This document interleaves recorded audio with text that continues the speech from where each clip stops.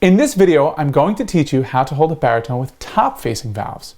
What is a baritone with top-facing valves? Simply put, if you have a baritone whose valves point up towards the ceiling rather than out and away from you, that is a baritone with top-facing valves. They both sound the same, but they have to be held differently. So let's get into how to hold that baritone. Before I grab my baritone and show you how to hold it, we should talk about sitting with good playing posture. Good playing posture ensures that we play with the best sound and can move freely on our instrument. Now, first thing you want to do is make sure that you sit forward on your chair on the edge of your seat.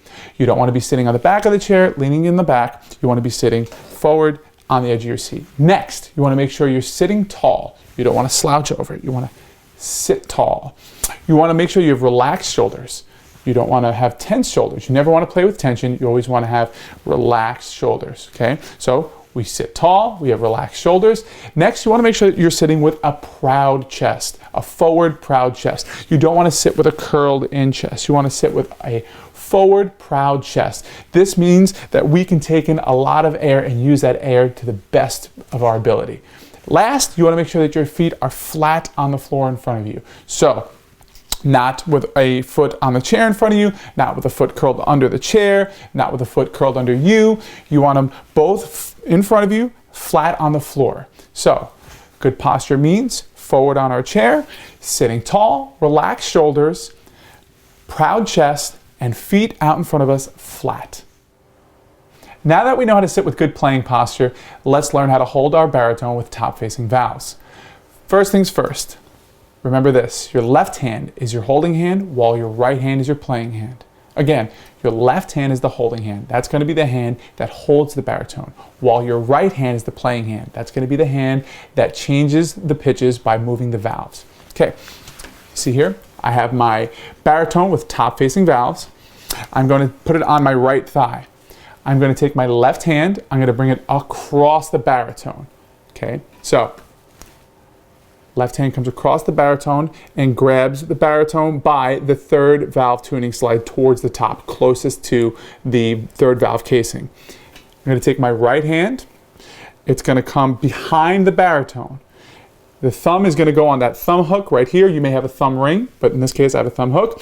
My pointer finger is going, or index finger is going to play the first valve. It's going to go over the first valve. My middle finger is going to go over the second valve. My ring finger is going to go over the third valve, and my pinky is going to rest on the third valve casing. One more time. Right hand comes behind the baritone. I always want to make sure that I keep my fingers curled like a bear claw. And I always want to make sure that I'm pressing the valves with the pads of my fingers. I don't want to straighten my fingers out and play with the knuckles. I want to keep my hand curled and my pads of my fingers playing the valves, pushing the valves. So, right hand comes behind the baritone, thumb hooks, first finger, my pointer finger, goes over the first valve, presses the first valve. My middle finger presses the second valve. My ring finger is going to press the third valve. And my pinky is going to rest on the third valve casing. Now, I have my left hand holding, my right hand's ready to play. If I'm sitting with good posture, I won't be able to play the baritone. So I'll have to bring the baritone against my body and up towards me. If I'm doing this correctly, my bell's going to be at a slight angle. That's perfect. Notice how I'm not changing my good posture.